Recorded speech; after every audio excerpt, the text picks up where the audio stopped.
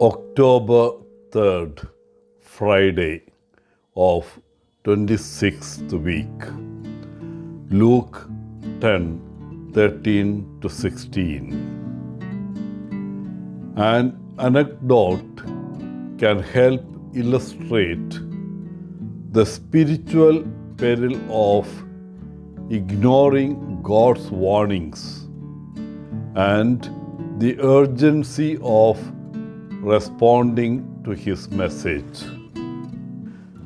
Imagine a town that disregards repeated warnings of an impending disaster, only to face devastating consequences when the disaster strikes.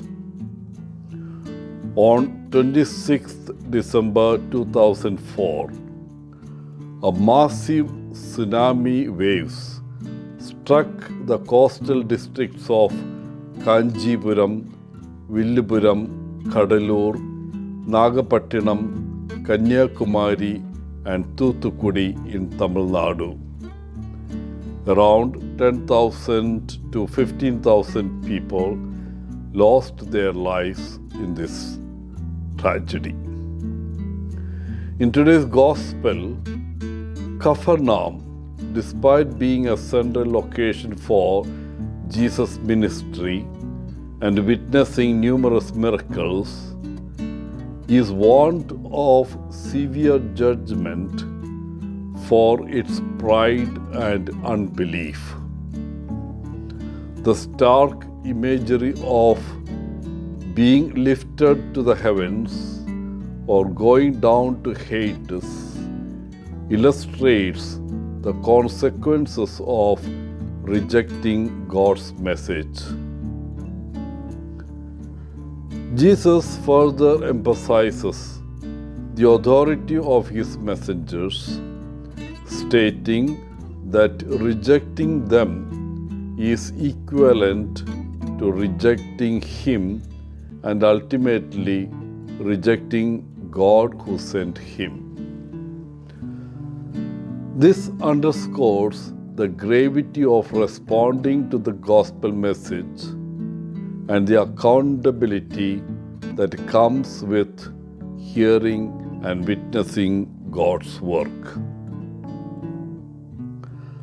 As we reflect on Jesus' words in today's gospel, we are prompted to consider areas in our lives where we may be ignoring God's call or taking His grace for granted.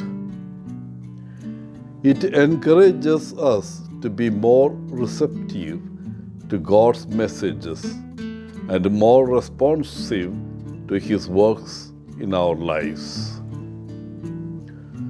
The passage highlights the importance of being open to receive God's messengers.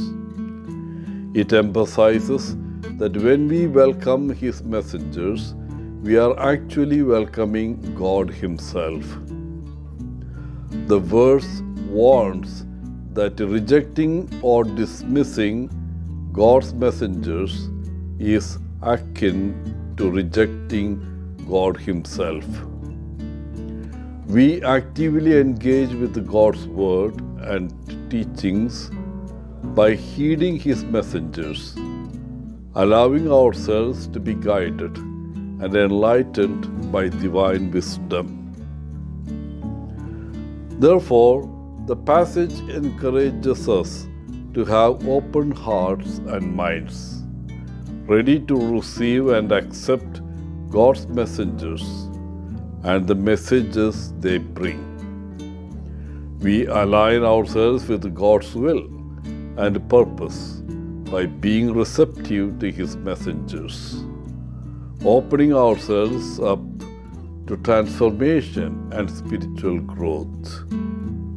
It reminds us that God's messengers serve as conduits through which divine guidance and blessings flow. And by welcoming them, we position ourselves to receive the wisdom and grace God intends for us. Wishing you a good day, Father Paul, CSSR from Kerala.